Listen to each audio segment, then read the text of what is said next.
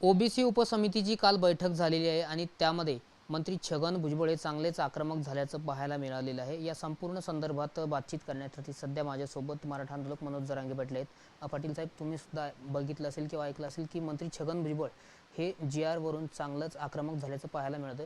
मराठा या शब्दावर त्यांनी आक्षेप नोंदवलाय आणि चुकीच्या पद्धतीने जात प्रमाणपत्र नको असं ते म्हणतात। नाही त्याला ते हे बघा त्याच्यावरती बोलणंसुद्धा आता टाळणं गरजेचं आहे की त्याला किती महत्त्व द्यायचं आणि किती नाही द्यायचं हे आता मराठा समाजाला ठरावं लागणार आहे। मराठा म्हणलं की त्याच्या पोटात पहिल्यापासूनच आग होती, ते आजचं नाही आहे। कारण त्याचे विचारच तसे दूषित झालेले आहेत। कारण जसे ते खानदानात विचार असतात तसे विचार आहेत त्याचे। आता त्याच्या विचाराला कोणी बदलू शकत नाही। कारण एखाद्याला काय असतं, त्याला किती तुम्ही धुवा, साबणीनं धुवा, त्याला अत्तर लावा, तुम्ही त्याला चांगल्या शेणच्या साबणी वापरा, त्याला चांगल्या जागेवर आणून ठेवा, त्याला सवय लागलेली असती गटारात तोंड घालायची। त्यामुळे हे असे आता एक असले गटारात सगळे हे बोलणारच आहेत। आणि ते फडणवीसांच्यासुद्धा लक्षात आलं ही गोष्ट आता, की याचा उद्देश काय माहिती आहे का, ओबीसीच्या नावाखाली बाकीच्या जाती सरकारजवळ येऊ द्यायच्या नाही, म्हणजे त्याचं साथ। मग फडणवीसांना म्हणायला लावायचं DNA माझा ओबीसीचा आहे, अमका आहे तमका असं बोलायला लावायचं आणि त्यांचा राजकीय स्वार्थ साधायचा। आणि ओबीसी मराठ्यात म्हणजे कसं वाद राहील हे काम तो छगन भुजबळ करतो। आणि हे त्यांच्या आता लक्षात आलं, त्यांच्या लक्षात आलं की आपण वेगळ्या उद्देशानं, म्हणजे फडणवीस साहेबांच्या लक्षात आलं की आपण वेगळ्या उद्देशानं ओबीसींबद्दल शब्दप्रयोग करतो, त्याचा अर्थ हे छगन भुजबळ उलटा काढतो। म्हणजे फक्त ओबीसी जवळ राहायला पाहिजे, बाकी दलित, मुस्लिम, मराठा, लिंगायत हे बाकीच्या ज्या जाती आता ह्या जवळ कधी राहिल्या नाही पाहिजे, ही भूमिका त्याची असते। मायक्रो ओबीसी जवळ नाही गेला पाहिजे, या भूमिकेतून तो वागतो, त्याची पद्धत असते। आणि ते त्यांनी ओळखलं की हे नाश करायले आपल्या सरकारचं।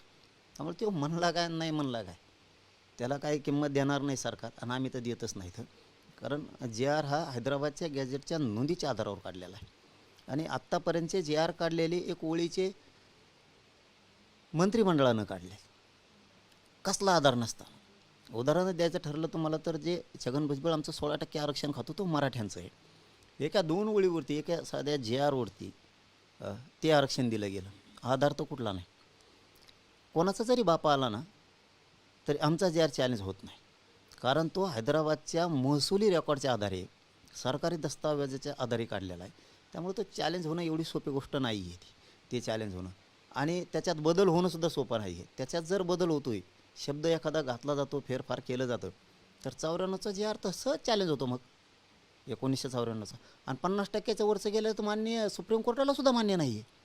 50%च्या वर जे 2% आरक्षण गेलं, 52 झालं, ते तर मान्यच नाही आहे। ते 2 आणि हे 16, 18% पूर्ण ओबीसी बाहेर पडतो। मग याचासुद्धा विचार फडणवीसनी करणं भुजबळनी करणं गरजेचं आहे, पण तो करणार नाही। तो नासका आहे, त्याचं काय सवय आहे की मराठ्यांचा वाटोळं झाला पाहिजे, ओबीसी झाला पाहिजे, फक्त मंत्रिपद त्याला मिळालं पाहिजे ह्या भूमिकेत। आणि ते सरकारनं ओळखलं, काय होत नाही आता, काय होत नाही। आणि आम्ही खंबीर आहेत, आमच्या GRचं रक्षण करायला आम्ही खंबीर आहेत, आणि कोर्टातसुद्धा सरकार बाजू मांडायला खंबीर आहे। सरकारची जबाबदारी ती, आमच्या GRचं रक्षण आम्ही करतो, मराठी आम्ही सावध आहेत, काही अडचण नाही। त्यांचं म्हणणं असं की हा जो GR काढलाय त्यामुळे ओबीसी समाजाला फटका बसतो असं ते म्हणतात। तो काय म्हणल्याने कायदा बनत नसतो, तो म्हणाल तसं सरकार वागत नसतं। तो काय पण म्हणन, तो मध्ये मंत्रिपदासाठी हिमालयात गेलता, बर्फात झोपला होता जाऊन तिकडं, तेव्हा नाही ओबीसी दिसले त्याला। म्हणजे तो काय म्हणतो हे ओबीसीला चांगलं कळालं। आणि फडणवीस साहेबांनी तर पूर्ण ओळखलं त्याला आता, की आपण याला जवळ करतो, पण ह्यो मराठी आपल्या अंगावर घालतोय, दलित मुस्लिम आपल्या अंगावर घालतोय, मायक्रो ओबीसी सगळं अंगावर घालायचं काम फडणवीसांच्या भुजबळांनी केलं। हे त्यांच्या आता लक्षात आलं, एक जात जवळ धरून उपयोग होणार नाही, तर सगळ्या जाती आपल्यासोबत असणं गरजेचं हे सरकारच्या लक्षात आलं। म्हणून तर आता त्याचं थोड्या दिवसात बघा तुम्ही, आपलं तुम्हाला माहिती आहे ना, आपण जे बोलतो ते करतो पण, आणि तसं होतं पण। तुम्हाला लय थोड्या दिवसात त्याचा गेम झालेला दिसत, पुन्हा ते तिकडं खडी फोडायला जाणार आहे। त्यांनी आणलं होतं, फडणवीसांनीच आणलं त्याला, पण आता तेच त्याला वापस पाठवणार आहे। आतापर्यंत काढलेल्या सर्व कुणबी दाखल्यांची एक श्वेतपत्रिका काढावी आणि त्याची चौकशी करावी अशी मागणी जी आहे ती मंत्री पंकजा मुंडे यांनी केली। मी ते नाही ऐकलं, मी मीडियाच्या माध्यमातूनच ऐकतो की ते असं म्हणल्यात म्हणून, परंतु आम्हाला नाही वाटत त्या म्हणल्या असतील। कारण त्यांच्या घराला एक वेगळा वारसा आहे, आणि वारसा आणि विचार तोडून चांगला रस्ता सोडून पायवाटीनं काट्याच्या रस्त्यानं जायचं काम ते करणार नाहीत असं वाटतंय. पण जर बोललंच असेल तर चांगली गोष्ट आहे. मराठी तरी शाणे होतील. मागं पुढं जे शेळीच्या शेपटावणे पाळणारे काही मराठ्यांचे आहेत, त्यांच्या तरी लक्षात येईल की यांच्या जातीला आरक्षण मिळालं, यांच्या लेकराबाळांना आरक्षण मिळालं, त्यावेळेस मराठ्यांनी विरोध नाही केला. यांना निवडून द्यायच्या वेळेसही मराठ्यांनी 35 वर्ष विचार नाही केला. पण आज आपल्या लेकराबाळाचं कल्याण होतं आहे आणि आपला सरकारी दस्तऐवज आहे, त्या दस्तऐवजाच्या आधारे जर आपल्याला कुणबी प्रमाणपत्र दिले जातात आणि त्याला जर विरोध केला जातो आहे, तर मग मात्र आता आपल्यालाही बघावं लागेल. आणि मराठ्यांनी ना एक मुखानी ते जर त्यांच्या जातीसाठी झगडणार असले तर मराठ्यांनीसुद्धा पक्ष सोडून या विषयावर विचार करणं गरजेचं आहे. मला वाटत नाही ते बोलले असतील म्हणून, आणि बोलले असले तर मी ते ऐकून, कारण काल दिवसभर कार्यक्रम होते आणि आजही सकाळपासून लोक आहेत, त्यामुळे मला काय बघण्यात आलं नाही. ते असेल तर मी त्याच्यावरती प्रतिक्रिया देणार. पण ही जर आमच्या पोरांविषयी त्यांची नियत असेल तर मग मात्र आम्हालासुद्धा त्याच पद्धतीनं लढावं लागणार आहे, हे सुद्धा त्यांनी लक्षात ठेवायचं. असं तुम्ही बोगस आरक्षण खाणाऱ्या लोकांनी आमचे प्रमाणपत्र बोगस नाही समजायचे, त्याची जाणीव आम्हाला आहे. आणि तुम्हालाही त्याची जाणीव आहे, तुम्हाला माहिती आहे तुमचं आरक्षण बोगस आहे का नाही. वरचं 2% 6 जाती कशा घुसल्या, 2% 1.5% असणारा समाज 3.5% आरक्षण खातो कसा, हे आम्हाला माहिती. बोगस खाणाऱ्यांनी आमच्या ओरिजिनल कुणबीच्या प्रमाणपत्रावर बोलायची काही गरज नाही, जे बोगस आरक्षण खाते त्यांनी. आणि तुम्ही किती बोगस खाताय, किती बोगस प्रमाणं करताय. मराठ्यांनी तुम्हाला कधी बोगस नाही म्हणलं, तुमच्या आरक्षणाला म्हणलं नाही. तुमच्या ते काय ते केंद्र मतदानाच्या हातात घेते त्यावेळेसही म्हणत नाहीत. आमचे लोक तर तुमच्या बाजूनं मोकळ्या मनानं उभा राहतात. मग आज आमच्या लेकराला खायची वेळ आली तर तुम्ही नरडं दाबायलात लेकरांचं मराठ्यांच्या. बरं झालं मराठ्यांचे त्या बीड जिल्ह्यातले डोळे तरी उघडतील की आपण यांचे लेकरं मोठं करताना जीवाची बाजी लावतो आणि आज आपण रक्त जाळून आरक्षण मिळवलं आहे, तर त्याचा नरडीचा घोट हे घ्यायला लागलेत बोगस प्रमाणपत्र म्हणून. आता आम्ही मागणी केली ना, मुख्यमंत्र्याकडे केली, एकनाथ शिंदे साहेबाकडे केली आणि विशेष करून विखे साहेबाकडेही केली की ते व्हाईट पेपर श्वेतपत्रिका काढा, 16% आरक्षणाचे कळू द्या जरा आम्हाला. आता बस झाला, आता आम्ही लई दिवस ऐकलं, आम्हालाही कळू द्या, नाही तर सरकारला दोषी धरूत. मग आम्ही सुद्धा त्या 16% आरक्षण ते आमचं आहे त्याच्या विरोधात रान उठवणार आहेत, हे पण लक्षात ठेवा. मग नसता दूध का दूध पाणी का पाणी खाऊ द्या. 2% वरचं सुद्धा कशाच्या आधारावर दिलं गेलं, त्यावेळी सर्वे कोणी केला, कोणी जे आर काढला, कोणाचं सरकार होतं, का काढलं, हा बालहट्ट कोणाचा होता 16% आरक्षण त्यांना देण्याचा, आणि हे कोणाच्या म्हणण्यावरती केलं. इतकं बोगसपणानं आरक्षण तुम्ही कुठल्याही जातीला कसं खाऊ घालू शकता. त्याचे वेगळे प्रवर्ग करण्याचा अधिकार 16%चा दिला कोणी तुम्हाला. त्याचे 9 उपवर्ग कसं काय बनवले तुम्ही, कशाच्या आधारावर बनवलेत. ह्या जाती मागास आहेत का, निकष काय लावलेत हे आता आम्हाला बघू द्या. 16% आरक्षणातले सगळे निकष आम्हाला बघू द्या. कशावरती टिकलं आहे, का टिकवलं आहे, मूळ कारण काय, का तो जी आरच रद्द होतो आहे. आम्हाला माहिती होतो, आम्ही करतो ना. मग तू ज्या भाषेत खेटायत त्या भाषेत आता इथून पुढे आम्हाला खेटायचं. आता म्हणजे तुम्ही या संदर्भात काही नवीन पाऊल आता उचलणार आहात का, म्हणजे आव्हान देणार आहात का नाही देणार. यांना जर गोडीना कळतच नसलं, यांना जर आमच्या मागामागच चालायचं, आम्ही उपोषणाला बसलं की पुढे येऊन बसायचं, आम्ही मोर्चा काढा की आमच्या मागामागं चालायचं. ते पहिले होते बघा, ते केस नसलेल्या शेळ्या बघितल्या तुम्ही, शेपूट बांधलेलं असतं तिचं असं मागं, धेंडळलेली शिळी असायची बघा, तिला बांधलेलं असतं. ते शिळीचे शेपटं चालल्यासारखे मागच चालत येत. आमच्या सारथीला काही दिले का आम्हाला द्या, आम्हाला उपसमिती गठीत केली, आम्हाला करा. असली इतकी रडकी नाहीत. आम्ही मर्दासारखं लढतो आणि मर्दासारखंच ओरिजिनल मिळवतो. त्यासल्या रडक्या सवय लागलेल्या त्यांना. मग आता आमचा जी आर हैदराबाद गॅझेटियरच्या नोंदीच्या आधारावर जर निघाला आहे आणि त्याला जर तुम्ही आव्हान देणार असला, त्याच्यात फेरफार करणार असला, तुमचा 94चा तो उडालाच म्हणून समजा. आम्ही पण कागदपत्र तयार करायला अर्धे आणलेत. आता जशाल तसंच खेटायचं, यांची जी भाषा असं ना तसं खेटायचं. यांचे कोयते अमकं तमकं भाषा असते बरे, दांडे दुंडे. आता जी भाषा असं ना त्यांनी खेटू, आता जाऊ द्या.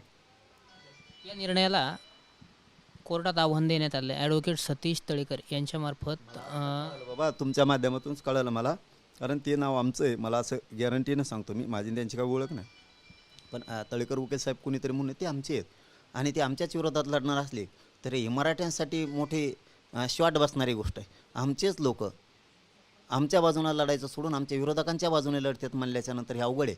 अशीच माहिती आता खरी का खोटी माहीत नाही, मी बीडचे बांधव बोलवलेत की देशमुख हत्या प्रकरणात, संतोषभाई देशमुख हत्या प्रकरणात त्या बाजूनं उभं राहायचं तर हेच वकील बांधव बहुतेक मला माहीत नाही ते खोटंही ठरू शकतं, पण हे आरोपीच्या बाजूनं उभा होते असं काहीतरी ऐक्यू माहिती आहे. आता ती पूर्ण मी माहिती घेतो त्याच्यानंतरही मीडियात बोलू.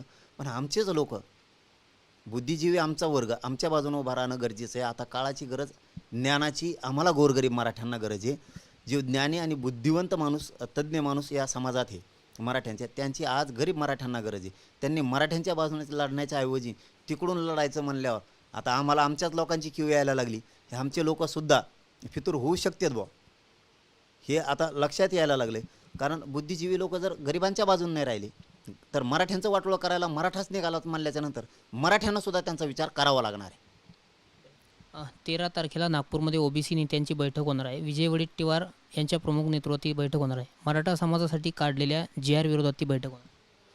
तर तिथं बैठक असो मोर्चे असो हे प्रत्येकाचा अधिकार आहे, ते त्यांनी करणं करावं. पण बरोबरी नाही पाहिजे. तुम्ही ते केलं का आम्ही हे करणार, हां तुम्ही आमची बरोबरी करू पण शकत नाहीत. ते तुम्हाला आम्ही सिद्ध करून दिलं आहे वारंवार, आणि ते तुम्हालाही माहिती. मराठ्यांच्या बरोबरीनं जाणं एवढं सोपं नाही. पण एक चांगली गोष्ट होती याच्यातून, जे होतं ते चांगल्यासाठी होतं. जर त्यांना आरक्षण असून ते एवढं लढतात तर मग आम्हाला आरक्षण नाही म्हणल्यावर आम्ही किती लढणार. याच्यातून आणखीन एक गोष्ट सिद्ध होती.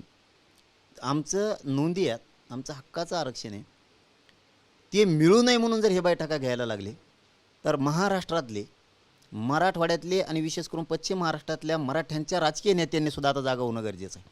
तुमचं हक्काचं आरक्षण आहे, नोंदीचं आरक्षण आहे, हे नेत्यांनी विचार करणं गरजेचं आहे मराठ्याच्या, आणि मराठ्यांना मिळून देणं गरजेचं आहे. ओबीसीचे नेते जर एकत्र यायला लागले आपल्याला आरक्षण मिळू नये म्हणून, तर मराठ्यांच्या नेत्याने सुद्धा मराठवाड्यातल्या आपल्या जातीला आरक्षण मिळवून देण्यासाठी एक येणं गरजेचं आहे. आणि त्यांनीसुद्धा गोरगरिबांच्या बाजूने उभा राहावं. कारण गोरगरीब जनता, गोरगरीब मराठी, राजकारणी मराठ्यांना कधीच विसरणार नाहीत. ह्या भूमिकेत राजकीय सगळ्या पक्षातल्या मराठ्यांनी येणं गरजेचं आहे. ते मिळू नये म्हणून एकत्र येते, तर तुम्ही मराठ्यांनी राजकारणी तुमच्या जातीच्या गरिबांना मिळावं म्हणून ताकदीनं एकत्र यावं, ही माझी त्यांना विनंती आहे. समाज तुम्हाला विसरणार नाही. जरा त्यांचं शिका. त्यांना आहे तरीही ते आपल्याला मिळू नये म्हणून लढतात, तर मग तुम्ही आम्हाला मिळावं गरिबाला म्हणून लढा. तुमचं संघर्षाच्या यादीत नाव जाईल. गोरगरिबांसाठी तुम्ही सुद्धा रस्त्यावर झुंजलात या यादीत नाव जाईल. विरोध करणाऱ्याच्या बाजूनं तुम्ही मराठ्यांचे नेते उभा आहेत या यादीत तुम्ही जाऊ नका. गरिबांच्या बाजूनं उभा राहा. हे गरीब तुम्हाला हमेशा गुलाल लावतील. मराठा आंदोलनानंतर आता ओबीसींचा सुद्धा एक महामोर्चा मुंबईत पार पडतोय. दसऱ्यानंतर 8 किंवा 9 तारखेला तो महामोर्चा मुंबईत निघणार आहे. चांगली गोष्ट आहे ना.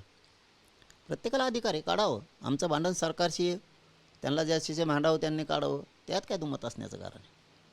काहीच कारण नाही. त्यांनी बिनधास्त काढावं. पण रे बाबा, आमचा जो GR निघाला हैदराबाद गॅझेटियरच्या नोंदीच्या आधारावर, त्याला धक्कासुद्धा लागता कामा नये. हे लक्षात ठेवा. कारण तुम्ही जाणार त्याच्यापेक्षा 100 पट आम्ही जास्त येत असतो. हेही मुख्यमंत्र्यांनी लक्षात ठेवायचं, आणि विखे पाटील साहेबांनीसुद्धा, एकनाथ शिंदे साहेबांनीसुद्धा हे लक्षात ठेवायचं. आमच्या GRमध्ये एकही शब्दप्रयोग होता कामा नये, हेराफेरी बदल होता कामा नये. त्यांना काय काढायचं ते काढू द्या. त्यांच्या दबावात येऊन त्या येवल्यावलेच ऐकून जर आमचा वाटोळा करायचा प्रयत्न केला ना, तर राज्यात करोडोच्या संख्येनं लोक रस्त्यावर उभा राहतील. आणि मी ज्या ज्या वेळेस बोलतो ना त्यावेळेस करतो हे देवेंद्र फडणवीस साहेबाला चांगलं माहिती. आपण यांच्यासारखे उंटावर बसून रान हानीत नाहीत, नुसतं गप्पा ठोकत नाहीत. बोलतो ते आत्तापर्यंत करून दाखवलेलं आहे. पुन्हा महाराष्ट्रानं देशाला असं आंदोलन कधीच बघायला मिळणार नाही. एवढं ताकदीचं आंदोलन होईल, रस्ताच तुम्हाला फिरायला राहणार नाही. आणि महाराष्ट्रात सरकारचा एक बी नेता आम्ही फिरून देणार नाहीत आमच्याला जर धक्का लागला तर. कारण हे खोटे नाटे करायले. हे सगळे आंदोलनं करताना सगळी बहाणेबाजी, अफवा, गैरसमज, काही नाही केलं तर केलं म्हणणं, असं दूषित वातावरण तयार करायला लागले. कोणाचा बोर्ड फाडीत येन तेच आणि म्हणते मराठ्याने फाडा. एखाद्याच्या बोर्डाला काळं लावतेन आणि तेच म्हणणार आमच्या बोर्डाला काळं लावलं.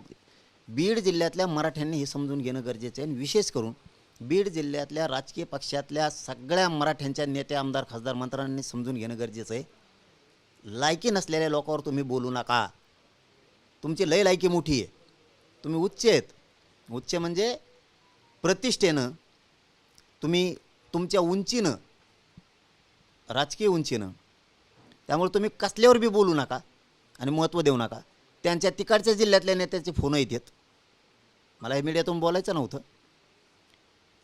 फोन येते ते म्हणतात आमच्या इकडं कुणीच गिनीत नाही आणला, तुमच्या निकडचे नेते उगाच बोलतात राव, आणि त्यांना घेण्या देण्याचंच हे येतं. आणि मग त्यांनी एक डाव रचेला आहे. कुठं बोर्ड फाडीत येत म्हणतात मराठ्यानं फाडीला, आणि मग ते गोरगरीब ओबीसीला रस्त्यावर आणतात. गोरगरीब ओबीसीला माहीत नसतं हे काय आहे ती, आणि त्यांना काही देणं घेणं बी नसतं. हे राजकीय पोळी भाजायला लागलेत नाटकं करून, आणि मग त्या बैठका घेणार कुठं बी त्याच्या विरोधात. बोर्ड हेच फाडीत येत, लावित तर हेच काळं हेच लावित येत, हेच यांची गाडी फोडून घेतात आणि ते मराठ्यावर येतात, आणि मग गोरगरीब ओबीसीचा वापर करतात त्याच्यात त्या बैठकासाठी. म्हणून मराठवाड्यातले असतील, पश्चिम महाराष्ट्रातले असतील, विशेष करून बीड जिल्ह्यातले राजकीय पक्षाचे मराठीचे नेते असतील, व कोणाला भाव देऊ नका. तुमच्याकडे मग दुसरे कार्यकर्ते आहेत, काही किंमत द्यायची गरज नाही. ते नाटक हे षडयंत्र आहे. ते गोरगरिबी ओबीसीला फसवण्यासाठी बोर्ड फाडा म्हणतेन, आमक्याच्या फोटोला काळं लावलं म्हणतेन, गाडीवर दगडच हाणला म्हणतेन. ही प्युअर नाटकबाजी चाललेली. त्यामुळं हे असले विषय सोडून द्या, लक्षसुद्धा देऊ नका, घेऊ नका, कोण विचारित नाही त्यांना. बबनराव तायवाडे असं म्हणतायत की आमची बैठक झाली आणि महिनाभरात आमच्यासुद्धा मागण्यांचे GR निघतील. आम्ही कवा म्हणलो काढू नका, तुम्ही GR काढा, नाही तर एरी बाराशी खांदा. आम्ही कवा म्हणलो तुमचं काय निघू नये, आमच्याला विरोध करू नका, ही आमचं म्हणणं आहे. हे आंदोलन होत असतं, जात असतं. आरक्षण तर मिळणारच. मी मागच सांगितलं होतं 4 महिन्यापूर्वी. तुम्ही कितीही ताकद लावा, तुम्हाला मराठी आरक्षण घातलेलं दाखवेन आणि GR फोन आणलेलं दाखवेन. करून दाखवलं आहे. आपण बोललो तेच करून दाखवलं. त्याच्यामुळं तुम्ही फक्त मायानादी लागू नका, तुमचं चालू द्या. आंदोलन होत असते, जात असते. ओबीसी मराठ्याच्या विनाकारण तुम्ही नाराज एकमेकाच्या अंगावरती घालू नका, जातीवाद करायचा बंद करा. पण मंत्री नितेश राणे असं म्हणतायत की OBC समाजाचं 1% सुद्धा आरक्षण जाऊ देणार नाही, हे आम्ही ठणकावून सांगतो. त्याला काही कळत नाही. त्याला जाऊन तिकडे येऊन त्या समुद्राच्या कडीन त्याला कोकमिकीत आहे म्हणा. कोकमचं आहे ना त्याजवळ एजन्सी एक आहे म्हणा, ती लाल. त्याला काही कळत नाही, काय नाही. ते हुशार दादा होते, त्यांनी 16% आरक्षणासाठी मदत केली मराठ्यांसाठी. याला काही कळत नाही. हे नुसतं ते टपरना घेऊन चलत इकडे तिकडे. बच्चू कडू असं म्हणतायत की दोन्ही उपसमित्या स्थापन केल्या, मात्र शेतकऱ्यांसाठी समितीने, म्हणजे मराठा उपसमिती आणि OBC उपसमिती लगेच बसते, मात्र शेतकऱ्यांसाठी उपसमिती बसत नाही. म्हणजे इतकी उदासीनता कशी आहे? महत्त्वाचं नाही ते काय म्हणले मला नाही माहीत, मला त्यांच्यावर बोलायची गरज बी नाही. पण आपण त्याच दिवशी सांगितलं, ज्या दिवशी OBCसाठी उपसमिती केली, मग आता OBCसाठी केली तर शेतकऱ्यासाठी एक करा, दलित मुस्लिमांसाठी पण एक करा, आणि मायक्रो OBCसाठी एक करा, आणि आदिवासीसाठी सेपरेट करा. काय अडचण आहे? म्हणजे OBC मतदान करतो, दलित मुस्लिम मतदान नाही करीत काय सरकारला? शेतकरी मतदान नाही करीत का? आदिवासी मतदान नाही करीत का सरकारला? मायक्रो OBC नाही करत का? मग त्यांच्यासाठी का नाही? एकटा OBCच मतदान करतो काय? शेतकरी पण करतो ना.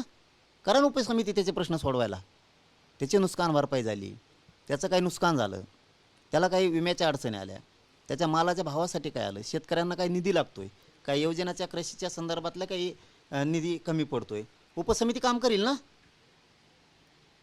मग असू द्या ना मंत्रिमंडळाची उपसमिती शेतकऱ्यांसाठी एक.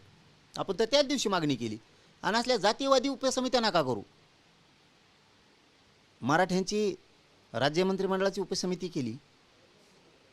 आमच्या याच्यात कधी आम्ही जातीवाद नाही केला. आमच्या याच्यात OBCचे आहेत. आम्ही म्हणलो का ती मराठ्याची उपसमिती याच्यात OBCचं काय काम आहे म्हणलो का?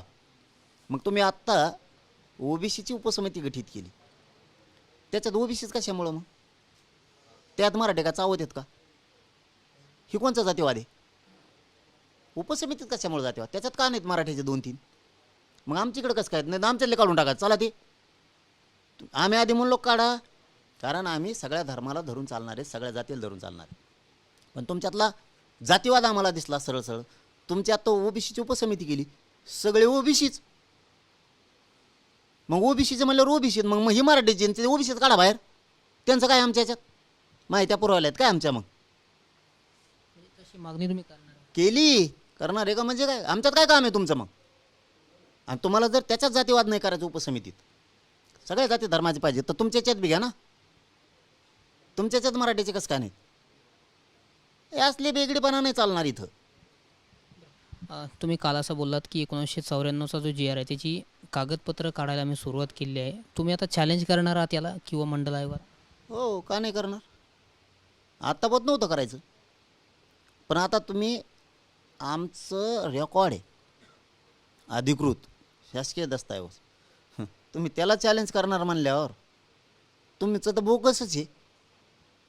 तुमचं 1994ला तुम्ही आमचं घेतलेलं 16% आरक्षणाचे उपवर्ग बनवले. कोणाच्या धर्तीवर बनवले? कोणतं सरकार होतं? का केलं त्या सरकारनं? मराठ्यांवरती इतका मोठा वार का केला? कशाला दिलं 16% आरक्षण? कोणचे निकष होते तुमचं? कोणची अशी अपवादात्मक कोणची ती परिस्थिती असती? हा, कोणची तरी परिस्थिती उद्भवते ना. हां, तर त्या परिस्थितीत काय अडचण आलती का तशी काही? तसा तर काही अपवाद नव्हता. तशी तर काही दंगलद्रश्य परिस्थिती नव्हती. राज्यात आणीबाणीसारखी परिस्थिती पण नव्हती. उद्भवली का आणीबाणी? अशी बिकट परिस्थिती नसताना जी आर का काढला? काढला तर कोणाला विश्वासात घेऊन काढला त्यावेळेस? कोणाकोणाची मंजुरी आहे त्याला? कोणाकोणाच्या सह्या आहेत? बाहेर पडू द्या आता ते. काय निकष लावली गेली? ह्याच जाती घ्यावं लागत्या 16% आरक्षणात. ज्या जाती 2-2% त्यांना 3.5% आरक्षण. 50%च्या वर 2% गेलं कसं काय? हे तर सुप्रीम कोर्टाला सुद्धा मान्य नाही. मग आता हे काढावं लागेल ना. तुम्हाला आमचं हक्काचं रान जमीन आमची असून द्यायची नाही म्हणल्यावर हा, मला तर तुम्ही बोगस खातात मग जमीन. अतिक्रमण आहे तुमचं ते. यापुढे आता तुम्ही देणारच आता. त्याला नाविलाज आहे आमचा. कारण आम्ही लय रक्त जाळून हे जे आर मिळवला. गरिबाच्या पोरांनी चटण्या भाकऱ्या खाल्ल्यात मुंबईत जाऊन. चिखलात झोपलेत पोरं. जिथं जागा मिळेल तिथं झोपलेत. पाऊस नाही बघितला. पावसात भिजायचे ते कपडे वळूस्तर जागे. कपडे वाळल्यावर थोडं येडवाकडं झोपायचं. पुन्हा माझ्याकडं मंडपात येऊन उभं राहायचं. सगळीकडे काळजी होती पोरायला. तिकडं मंडपकडं काय होतं आहे का काय तिकडं पळायला लागायचं. इकडं पळायचं. जेवायचे हाल. पाणी बंद केलं. सगळं जेवायचं बंद केलं सरकारनं.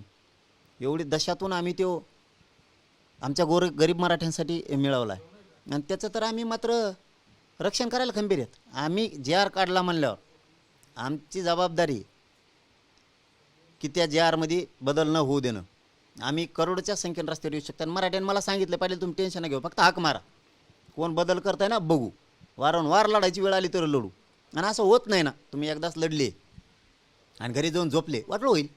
तुम्हाला एखादं घर बांधून दिलं आहे, त्याच्यात तुम्हाला एक पिढ्यांना पार पुरून असं गोष्टी आणून ठेवल्यात. मग आता घर तुमचं म्हणल्यावर तुम्हाला दिलं आहे म्हणल्यावर तुम्ही रक्षण पण करणं पाहिजे ना. नाही चोर आले आणि लुटून घेऊन गेले आणि तू बाटलं झोपत, असं तर नाही ना. मग आता समाजासाठी जे आर आणला आहे त्याचं रक्षण करणं ही आमची जबाबदारी आहे.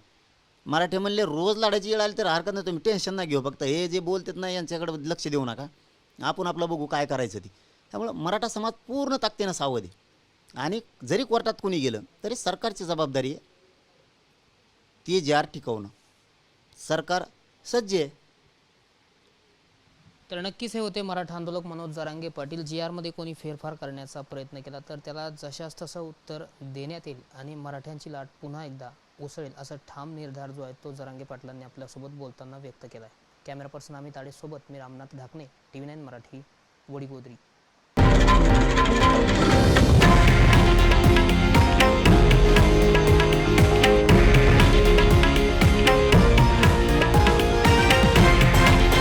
हे आहे देशातील नंबर 1 न्यूज नेटवर्क आणि आपण पाहत आहात TV9 मराठी, एकमेव.